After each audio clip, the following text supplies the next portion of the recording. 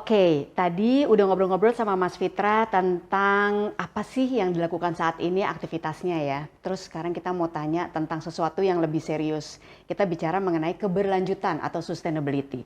Nah, gimana nih Mas Fitra? Sekarang ini kan banyak yang mendiskusikan gitu ya di level high level, government level, B20, G20 semua bicara mengenai sustainability atau keberlanjutan. Salah satunya terkait dengan passenger car atau public transport juga. What do you think about that? Ya, itu udah memang selayaknya didiskusikan oleh yang highest level. Karena satu, minyak bumi makin lama makin menipis. Yeah. Kemudian pembakaran minyak bumi itu membuat kerusakan terhadap lingkungan. Yeah. Nah, siapa sih yang pakai mobil? Yang pakai mobil adalah miliaran orang di dunia. Yeah. Tapi yang harus memikirkan tentang lingkungan adalah memang government. Yeah. Karena apa? Karena kita tidak bisa meminta orang untuk beralihlah ke mobil listrik supaya lingkungan kita semakin terjaga. Nggak ada yang mau beli mobil listrik karena alasan itu. Yeah. Itu adalah tugasnya government. Oke, government punya komitmen di dunia bahwa kita by 2040 itu kita sudah hanya pakai mobil listrik. Yeah. Nah, tapi kan mereka tidak bisa hanya ngobrol. Karena yang beli mobil itu kan nanti juga miliaran orang itu. Iya. Bagaimana caranya program itu berhasil dan miliaran orang itu berpindah ke kendaraan listrik. Iya. Itulah yang diimplementasikan dalam bentuk regulasi. Yes. Makanya sekarang kita bisa lihat bahwa sudah ada regulasi-regulasi pemerintah yang membuat electric vehicle itu semakin lama semakin masuk akal untuk dimiliki gitu ya. Iya, nah itu kan juga ada motor, bahkan motor juga sudah ada rencananya tuh, ambisinya untuk mengubah semua motor yang ada sekarang ke electric vehicle juga. Kalau menurut Mas Fitra, sebenarnya udah siap belum sih electric vehicle itu dipakai untuk keseharian?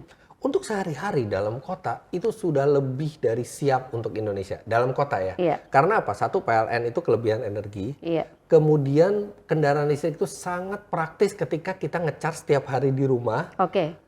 Jadi nggak cuma ngecharge handphone ya? Enggak, jadi mobil, motor, iya, di-charge juga. Bisa ngecharge di rumah dan kita jalan dengan gampangnya dengan mobil listrik sampai rumah kita tinggal charge lagi. Iya. Jadi sebenarnya sudah siap konsumen Indonesia itu untuk menerima kendaraan listrik. Iya. Cuman Indonesia tidak bisa secepat itu shifting ke listrik. Karena kita adalah negara produsen otomotif juga. Kita punya perakitan mobil, kita punya perakitan motor. Ratusan ribu orang bekerja di sana dan sampai sekarang 90% lebih produk yang dirakit itu bukan produk elektrik. Bayangkan kalau kendaraan elektrik tiba-tiba dianak-emaskan. Jadi untuk membuat regulasi yang bikin mobil insentifnya makin besar. Itu menunggu industrinya beradaptasi dulu. Lain halnya kalau misalnya kita negara importir murni seperti Norwegia yang dia bisa menerapkan peraturan dan insentif yang luar biasa untuk mobil listrik sampai di negara itu mobil elektrifikasi lebih laku dibandingkan mobil biasa. Di Indonesia harus bertahap. Iya. Dan tahapan-tahapan itu sepertinya juga sudah mulai dipikirkan oleh pemerintah ya. Jadi ada sosialisasi kepada tadi ya produser mobil, ya moga-moga sih bisa berjalan dengan baik ya. Tapi untuk misalnya setahun ke depan lah ya, ini kan sebentar lagi 2023. Bahkan pada saat ini YouTube-nya tayang udah 2023 gitu kan. Orang mau beli mobil, ini regardless of the recession ya gitu. Tapi anak-anak muda nih pengen beli mobil. Pasangan muda mau beli mobil, punya anak satu bayi pengen beli mobil. At the same time they want to do good to this planet gitu ya. Berarti wise to buy EV ya? Untuk sekarang di Indonesia wise untuk membeli EV selama itu bukan mobil satu-satunya. Oke. Kenapa? Kalau mobil satu-satunya kita kadang-kadang perlu pergi ke luar kota. Iya. Nah sekarang SPKLU itu belum terlalu merata yang fast chargingnya. Iya betul. Tapi setelah G20 PLN itu punya 60 fast charging yang sampai 200 kW yang itu akan sangat cepat nge-charge mobil listrik dan mereka bilang itu akan disebar. Tapi selama itu belum tersebar rata, saat ini electric vehicle baru cocok untuk digunakan di dalam kota. Oke, jadi bukan sebagai first option, terutama kalau sering mobilitas keluar kota. Ya, minimal ada satu mobil lagi yang masih bermesin konvensional. Oke, nah jadi gini, kalau misalnya kita mau jadi orang baik nih, kita mau dukung yang ada di pemerintah gitu ya, untuk kita how to be more environmental friendly gitu kan. Terus udah gitu, tapi kita juga ngecek budget kita gitu ya. Tapi kita juga pengen nyaman, tapi kita juga pengen sesekali pakai public transportation, naik MRT mungkin, atau naik bus gitu ya, busway dan sebagainya. Itu gimana tuh cara mengimbangi kesemuanya itu? Oke, first of all itu saya agak jarang ya ketemu orang yang memang segitu concernnya dengan lingkungan gitu. Saya mau spend more money untuk lingkungan gitu, itu jarang gitu. Pejuang lingkungan jarang yang sampai sebegitunya rata-rata ya. Sekarang orang beli EV itu karena mereka tuh early adopter. Iya, jadi early adopter. mereka memang yang pengen lihat teknologi baru gitu ya. Makanya memang yang harus dipikirkan oleh pemerintah untuk memancing orang untuk membeli EV adalah bukan himbauan ramah lingkungannya, tapi lebih ke benefitnya apa sih? Oke, kalau pakai mobil listrik pajak masuk 0. Oke, kalau beli mobil listrik pajak per tahun diskon 90% seperti sekarang. Oke, kalau pakai mobil listrik ganjil genap bebas. Jadi what's in it for me-nya masih tetap besar ya? Pasti, what's in it for me itu yang paling penting. Oke. Justru government lah, oke kita harus menyelamatkan bumi. Kita menyelamatkan bumi harus bisa menjual mobil listrik ke orang-orang. Gimana caranya mobil listrik ini dibeli orang-orang? Iya, jadi harus masuk ke what's in it for me-nya dari masyarakat Indonesia. Otherwise, ya it's gonna be remain on the high level Tapi, aja. Actually Mbak Vera, saya cukup terkejut melihat perkembangan electric vehicle di Indonesia. 2019 penjualan electric vehicle itu tidak sampai 100 unit. 2020 itu 2021 itu hampir 1.000 unit tiba-tiba. 2022 sudah 5.000 unit lebih yang di Indonesia. Demand-nya ya. Karena di 2022 kebetulan ada 2 produk yang dirakit di Indonesia dan harganya makin reasonable. Artinya orang Indonesia sudah cukup teredukasi tentang mobil listrik. Keinginannya udah ada. Justru sekarang yang kurang itu bukan minatnya. Yang kurang itu supply mobil listriknya. Pasokannya. So it's a good problem. Yeah, it's a good problem. It's a good problem. Oke, thank you Mas Fitra udah memberikan kita wawasan tentang bagaimana kita bisa berpikir menimbang-nimbang gitu ya antara EV atau kita tetap dengan mobil yang konvensional. Coba pakai EV deh, coba pakai EV.